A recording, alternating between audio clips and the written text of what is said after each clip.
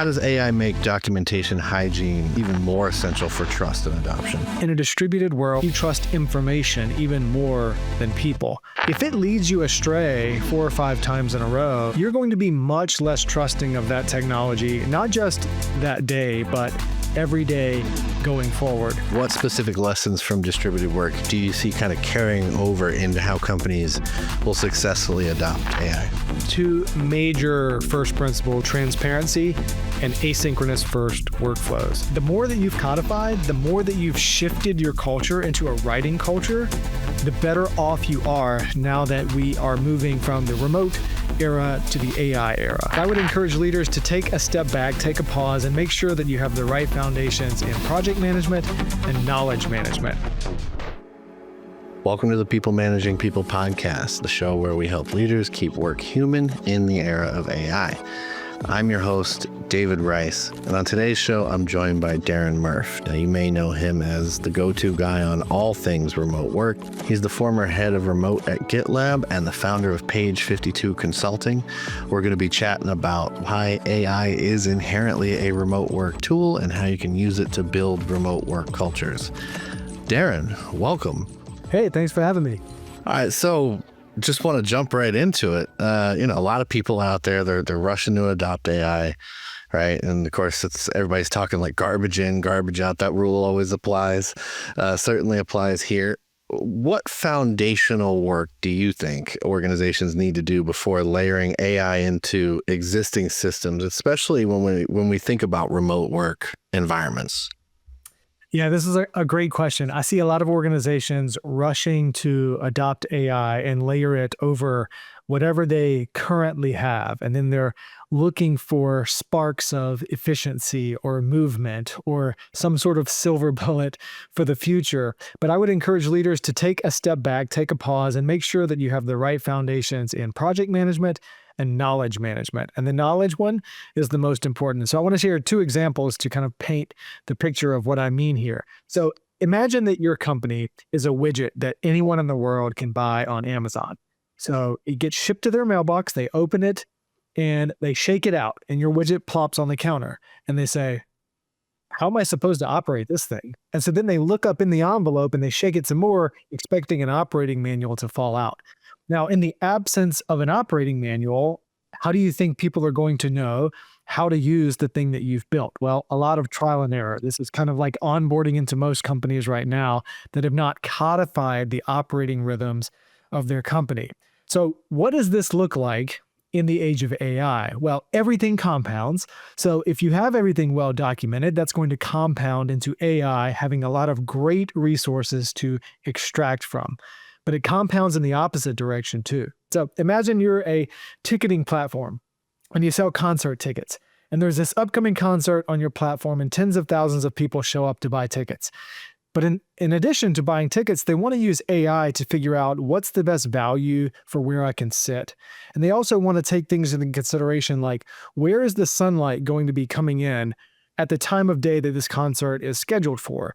And because I'm a bass player, I actually want to know which seats should I optimize for based on where the band will be set up.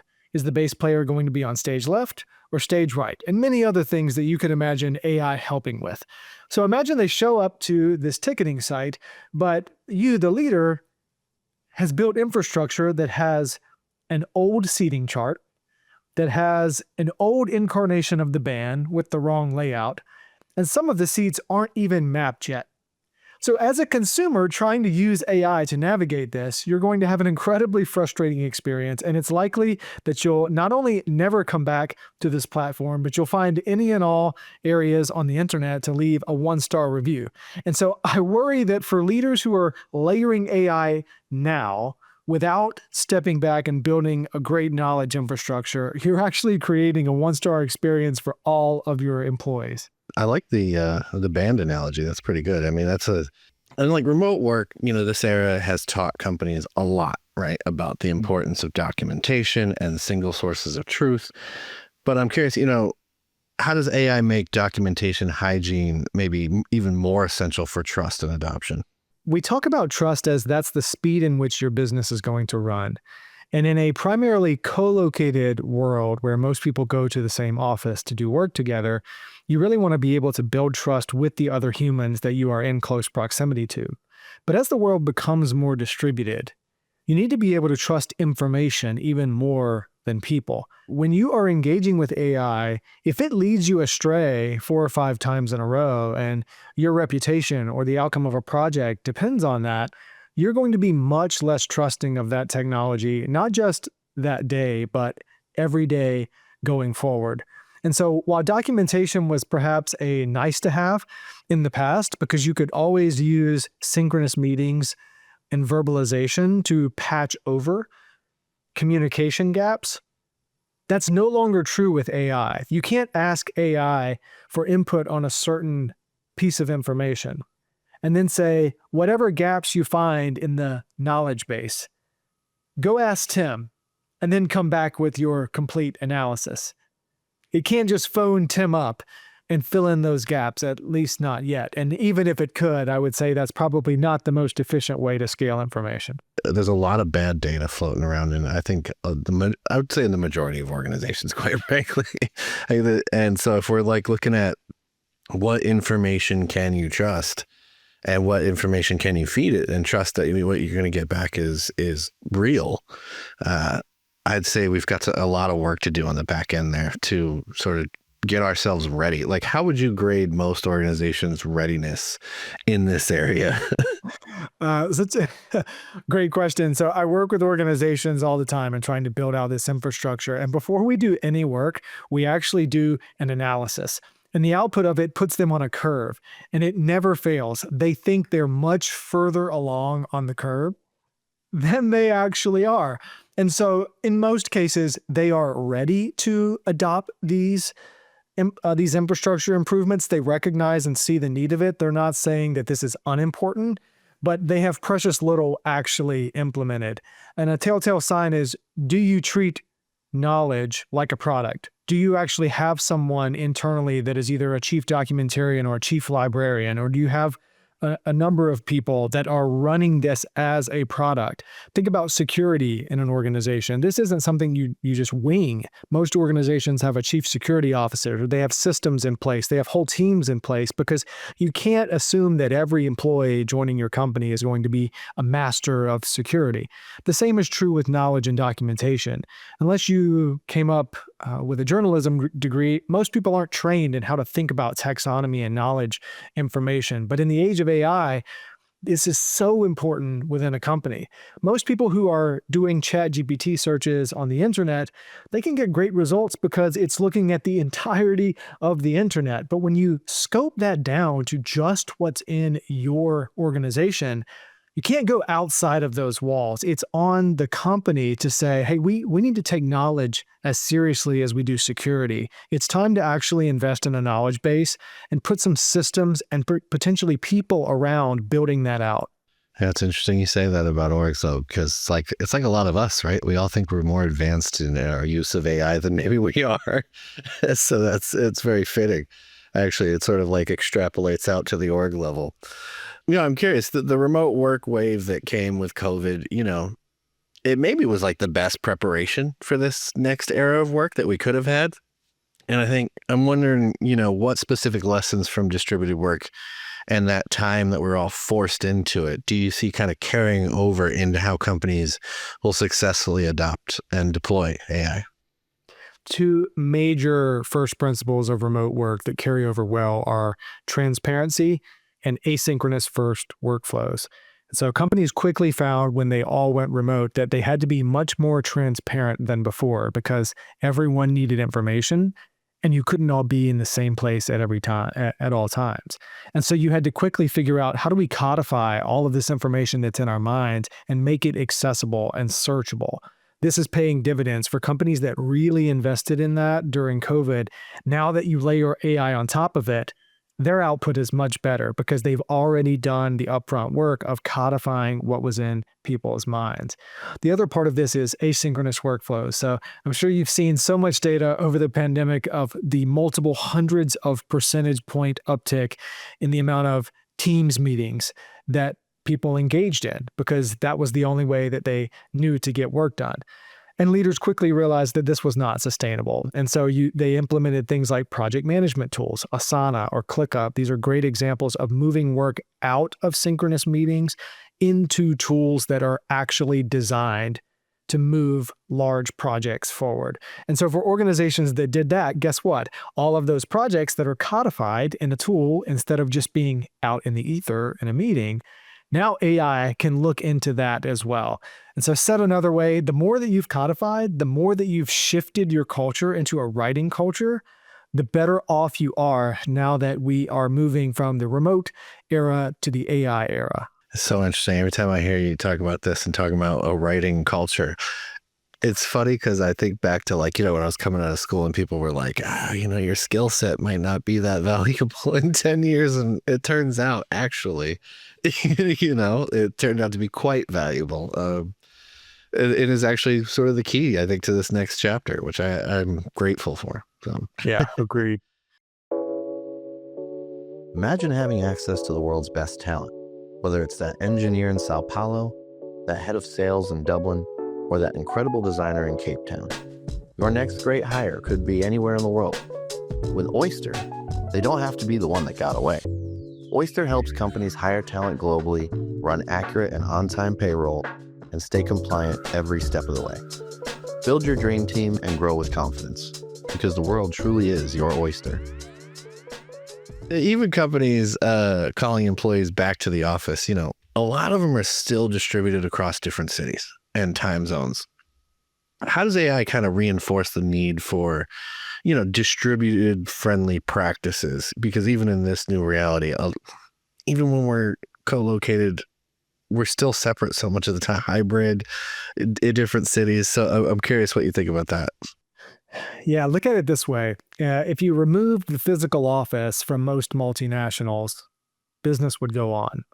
But if you removed the internet from most multinationals, their entire business would grind to a halt probably within a week.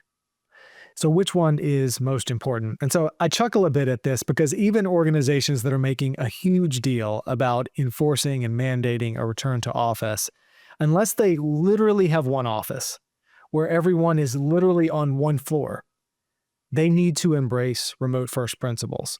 There's been research that has done that even if you're in one skyscraper, the employees on floor 7 and the employees on floor 41 almost never engage with each other in person. So they might as well be oceans away. And for most multinationals, they have multiple offices and these span different cultures and languages and time zones. And so whether they want to identify as such or not, the vast majority of organizations in 2025 and beyond are distributed. And so ignoring that reality just means that they're falling further and further behind the curve. I mean, think about how people engage with AI even outside of their organization. It is not a physical place that they go. They don't get in a vehicle and drive down to the local Lions Club in order to engage with AI. They just use whatever device is in front of them. And so the further that we go along, I would posit that we're going to become a more distributed working society, not a less distributed working society. And AI is only furthering that reality. I feel like that's like the premise for a movie. You go down to the Lions Club to talk to the AI. It's like Zoltar and Big, Yeah, it's the new version of the payphone. We actually have to drive somewhere to make a phone call. I don't know. I think there's another season of The Wire. Some employees, when we think about AI adoption, some folks are fearing it, right? And they see it as sort of like they're training their replacement. And I think it's a very logical, sort of valid concern for a lot of folks. It seems to be we're in this phase of shifting our value away from tasks toward learning, adaptability, creativity. I'm curious, how do you see leaders guiding teams through that transition, especially in remote settings? Yeah, this is a tough challenge because it's not about the ones and zeros at this point. It's about the human heart and the human mind. And psychology is complicated. And so for people that have made their careers out of being great at doing a task and then creating visibility around doing that task, this is a bit of an unsettling time because now the future prize is actually going to be who is the most innovative in discovering solutions using new technologies that enable people other than themselves to accomplish tasks. And so I think what's happening here is the evolution that's happening is really as simple as what I just articulated. But for the human mind, they need a leader to guide them and coax them and honestly give them some grace as they go through this transition. And I would actually look to the great Charlie Munger, who said, if you show me the incentives, I'll show you the outcome. And so for leaders who are trying to galvanize a team around doing things differently, think about the incentives. If your current organization is incentivized around tasks, you can't just implement this massive sea change around wanting people to think about their work differently and yet not change the incentives. And so as you're guiding people and coaching people through the change, also go back to your total rewards and ask yourself, hey, do we have the right systems in place to make sure that we're incentivizing people to go along with this versus resist? Some of your work, obviously, you've talked quite a bit about culture, right, and cultural shifts. And I'm curious, when you talk about incentives like that, do we need a new sort of AI era incentive models? Maybe it's profit sharing or anything that can sort of reduce fear and encourage innovation.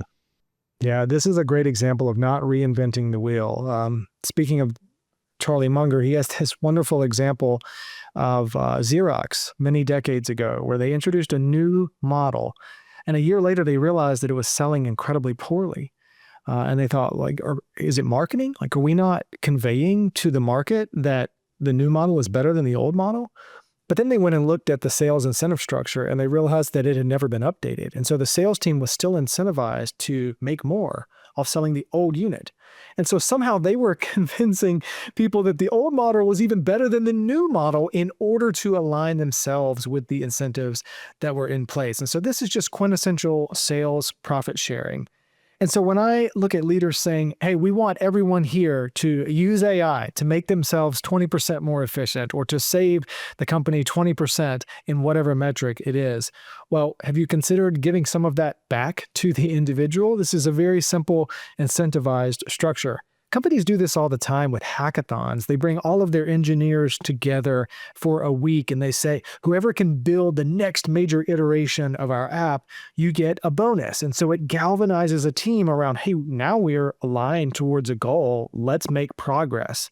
And it really is, to me, as simple as consider profit sharing. If a company or an individual or a team generates a 10 or 15% templatized, repeatable type of efficiency gain, give some of that back to them, whether that's time back in their day or more flexibility or a monetary bonus. There's lots of ways that you can reward someone, but give some of that back. I don't think you should ask your team to make all of these gains for you and then the organization just absorbs all of it.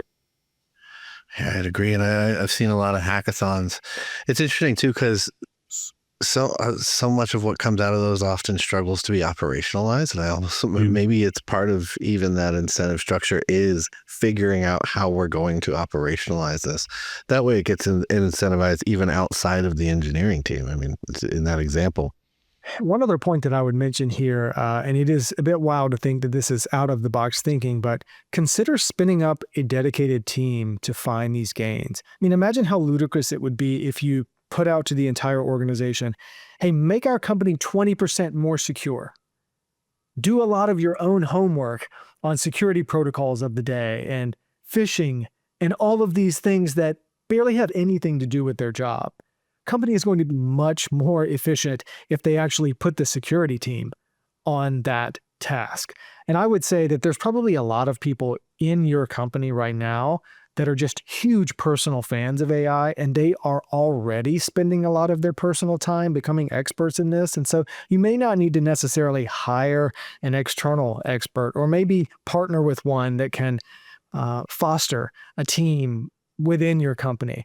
But there is something to be said about let the experts be the experts. It seems to me like AI adoption to this point, it's been a case of sort of like two extremes, right? Leaders who either let people go at it and they're sort of just like, off on their own, or they kind of over-govern AI use and they get very concerned with guardrails, right? And I'm curious, what does balanced governance look like that allows creativity without chaos. It suits whatever work model you're in, whether it's remote or, you're hybrid, that kind of thing. I would take a two-pronged approach. One would be laying out a clear vision of what are we as an organization trying to achieve. And then also create an incentive structure for people to innovate and expand beyond what the leaders are currently capable of thinking of. So this kind of allows both of those things to happen. You do allow people to, quote unquote, go wild, but you have an end in mind. They are incentivized around specific metrics. Maybe that's efficiency, for example. So at least they're going wild toward a certain goal that you've agreed on. And then on the other side of that, you can consider that govern around what are we trying to achieve as an organization? How does this shape our strategy? And then how can we cascade that to everybody that works here? Give them some sort of vision or a hope, some sort of inkling of what the future may hold. Not just, hey, let's get better at AI, or let's make sure that we have AI because everyone else is doing it and we're falling for social proof. So I think if you do those two things in parallel, you'll unlock the true innovators to run wild toward a direction that you want them to. And for everyone else, there's less fear involved because they can say, I see where we're going as a team. And I understand how AI, like any technology, is going to be one additional thing that's going to get us closer to achieving that. Yeah, we've talked a lot in recent months about purpose, right? And that sense of like, am I contributing to the bigger goal? And does what I'm doing matter? And as you can communicate that, not just buy-in, but just the commitment level to executing is so much higher. It reminds me of a study that Google did, I think it was over 15 years ago, and they looked into the 5 resilient dynamics of an effective team. And one of them was clarity and structure. And I look at teams today and I would say maybe that's the most important one when you're in a distributed environment. If you give people clarity and structure on what are we aiming for, it allows them to align their purpose with the team and company purpose. And so they feel less adrift and they're more motivated to present their innovation to the company if they know that it's going in a direction that has been clearly communicated. And interestingly enough, this loops all the way back to the beginning of our conversation around why have a writing culture? Why write things down? Why insist on rigor around documentation? Because that's where clarity and structure comes from. And there's been so many studies done that show people thrive on this. They love this. And if something is codified and written down, now you have a baseline for making it better. So even if it's imperfect, even if it's a work in progress, things that are written down can be changed and evolved with more input. Well, my final question for you is just sort of around, with AI handling the polished and the routine, right? It seems like spontaneous, imperfect human moments, they're kind of becoming a different currency almost in the workplace, right? So how do organizations encourage humanity in an increasingly AI-driven remote workplace? So funny, right? The quote unquote soft skills are becoming all the more important. When AI can write your emails, like what's left for? I think this unlocks a stance that I've had for many years, which is increasingly culture is going to be built outside of the workplace. And progressive organizations are going to not only accept that, they're going to empower that, and then we're going to create avenues for that culture to be funneled back into the organization. What does that mean? It means that in a distributed world where AI is potentially a colleague, it is less likely that we're going to get all of our culture, all of our social impact from work. And this is a big pill to swallow for people leaders who have always wanted to control that experience, but you have to let go. An example that I'll share with you is during the pandemic, a lot of people came to me and they said, hey, the Zoom happy hour, it worked for the first time, but then no one showed up for the second one. How do we actually build team culture without forcing people into a Zoom call? And I said, well, if that hour is already a sunk cost, just deploy everybody in your organization out into their local environment for that same hour each week and just tell them to do something that's meaningful to them, whether that's volunteering at an orphanage or volunteering for a food bank or Habitat for Humanity. And I said, ask them to wear company swag, wear your logo, and then maybe take a selfie of themselves while they're engaged in that work. And then when they come back to their next team meeting, spend the first 10 minutes talking about what everyone did. Share those selfies, share those aha moments. That is real, genuine, authentic connection. And so although that culture was actually built outside of the workplace is responsible for building a system to enable that to come back in. And I would argue that that is much more genuine and authentic. And this is the opportunity that we have to stop manufacturing fun and actually enable people to bring that into the workplace. Yeah. And when you're doing these things, right, purpose, it takes care of itself in a lot of ways, right? When you let humans be humans, they really enjoy being themselves. Exactly. Well, Darren, I want to thank you for coming on the show today. It's been great as always chatting with you. Absolutely, man. It's a pleasure. And look, if any of your listeners are interested in what I'm building, I have a great team that would love to get you to some of the areas that we've discussed. And so reach out to me on LinkedIn or Darren@DarrenMurph.com. Thanks for having me. Thank you for joining us today on the People Managing People podcast. If today's conversation gave you a new perspective, make sure to follow the show on Apple Podcasts, Spotify, or whatever you use to listen to your podcasts. You can also find more practical frameworks, case studies, tools for modern leadership at peoplemanagingpeople.com, and of course in our newsletter. So get signed up for that. And until next time, build a writing culture.